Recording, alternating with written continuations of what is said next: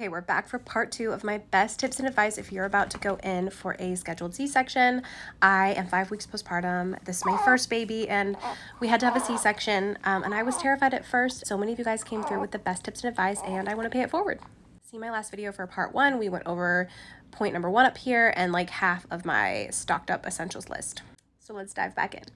This isn't really C-section specific, but I had a bunch of these liquid IVs that I brought to the hospital, and this stuff is so good mixed with that nugget ice that they have at the hospital, and it keeps you hydrated. Great for breastfeeding. I loved it. This one is specifically for when you get home. They instruct you to pat your incision dry with a clean towel every single time, and I don't wash my shower towel every single day, and I wanted to be like really diligent about this. I didn't want to risk any infection or anything, so I actually already have a bunch of these microfiber cloths that I love to wash my face with, and I just used a new one every single time to pat my incision dry. They're so soft too, so as a bonus it was just nice to have something like super soft that wasn't irritating to the incision. I forgot to add this to the list, but you're gonna have to be in the hospital I think for at least 72 hours. We were there for 4 days 3 nights, and so you're gonna want to bring something like a Fire Stick or an Apple TV if you have it.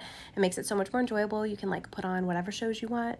We loved having it. We just plugged it right into the hospital TV. Next up, you're going to want to get your bedroom set up for recovery, and here are some things that worked for us. These first 2 points I did not have ready, and I learned after the fact that that's what I needed. So you're going to want a tall bassinet that's able to like go right up against your bed, or if it's not against your bed, something where you're not having to like lean too far in. So tall and like shallow, so you're not having to like bend over too far when you're picking the baby up out of the bassinet. On that note, you're also going to want to find some sort of a changing table situation in your bedroom. The first week and a half, I was bending over to change her on the bed, and it hurt so bad, and I didn't have another solution until my sister actually brought over a changing table like that she had extra in her bedroom. And I tell you, it was a lifesaver.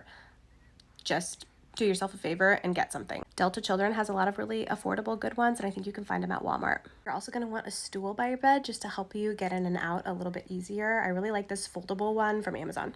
I mentioned this in part 1, but also just like all the ice and gel packs so that you can like rotate them out when one gets warm. You're never like going without ice on the incision area. And one more thing you can do to prepare for your C-section is you can write down your birth plan. Yes, you can have one with a C-section. This is just what I requested.